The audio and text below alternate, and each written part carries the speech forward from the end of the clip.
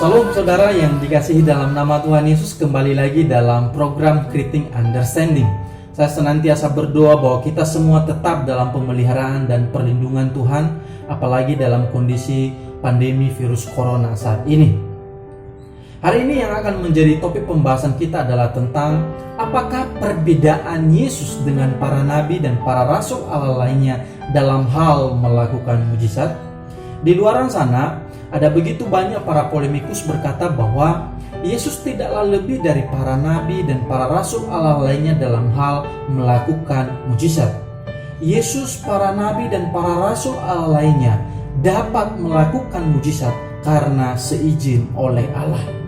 Jika Yesus dapat menghidupkan orang mati, Elisa dan Rasul Paulus juga dapat menghidupkan orang mati.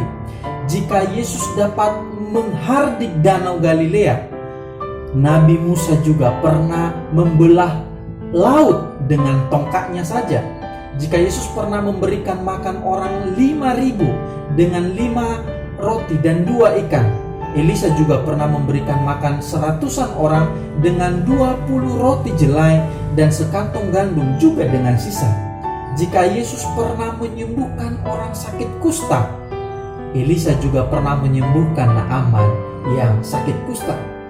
Persamaan-persamaan mujizat yang dilakukan oleh Yesus ini dengan para nabi dan para rasul Allah lainnya memberi kesan bahwa Yesus tidaklah lebih daripada para nabi dan para rasul Allah lainnya. Sehingga para polemikus ini berkesimpulan bahwa sekalipun Yesus dapat melakukan banyak mujizat, ia bukanlah Allah. Yesus, para nabi dan para rasul Allah lainnya dapat melakukan mujizat karena seizin oleh Allah.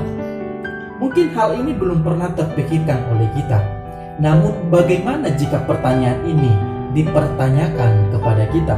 Saya pernah dibuat galau oleh pertanyaan di atas ketika suatu kali saya mengikuti sebuah perdebatan di media sosial, yakni di Facebook. Untungnya waktu itu saya mendapat sebuah pencerahan dari Bapak Pendeta Budi Asari, dan itulah yang akan saya mau bagikan dalam pembahasan kita kali ini. Untuk menjawab apakah perbedaan antara Yesus dengan para nabi dan para rasul Allah lainnya dalam hal melakukan mujizat, yang pertama adalah bahwa kita harus mengakui bahwa para nabi dan para rasul Allah lainnya dapat melakukan mujizat seperti yang Yesus lakukan. Namun tidak ada nabi ataupun tidak ada rasul yang melakukan mujizat sesuai dengan kehendaknya sendiri.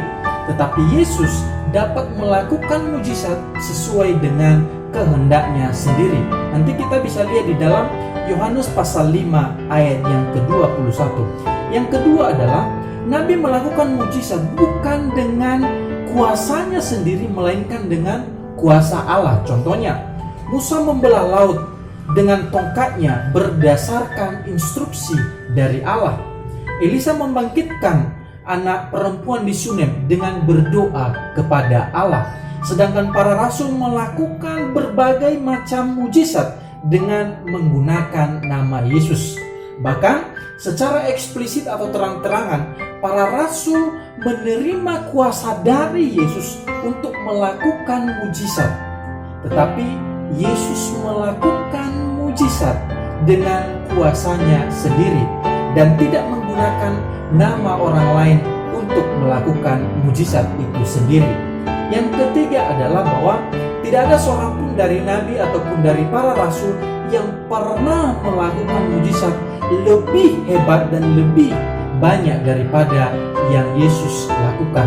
Hal ini nanti kita bisa bandingkan di dalam Yohanes pasal 15 ayat yang ke-24.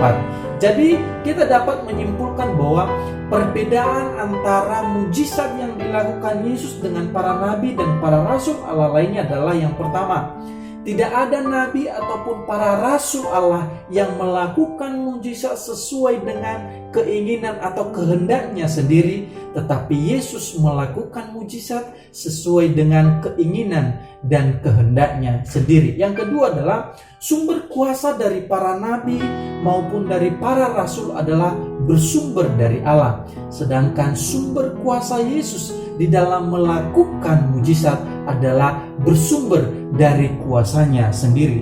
Yang ketiga adalah tidak ada para nabi ataupun tidak ada para rasul yang melakukan mujizat jauh lebih banyak daripada apa yang dilakukan oleh Yesus. Sehingga pada akhirnya kita bisa berkata bahwa mujizat yang dilakukan oleh Yesus bukan karena ia adalah seorang nabi atau bukanlah karena ia seorang rasul yang mendapat izin dari Allah untuk melakukan mujizat tersebut, melainkan karena ia adalah Allah, maka ia sanggup melakukan segala mujizat sesuai dengan kehendaknya. Itu sebabnya mari kita memiliki pengertian yang benar sehingga kita juga bisa memberikan pengertian yang benar kepada orang-orang yang mempertanyakan iman percaya kita. Ikutin terus program ini karena pada episode berikutnya kita akan membahas topik-topik lainnya yang senantiasa terus mempersiapkan kita, menolong kita di dalam kita mengetahui apa yang kita percayai dan di dalam kita memberikan jawaban terhadap orang-orang yang mempertanyakan iman kita. Sampai ketemu dalam episode berikutnya. Tuhan, ku mengangkat tanganku selamanya. Kau ajaib bagiku.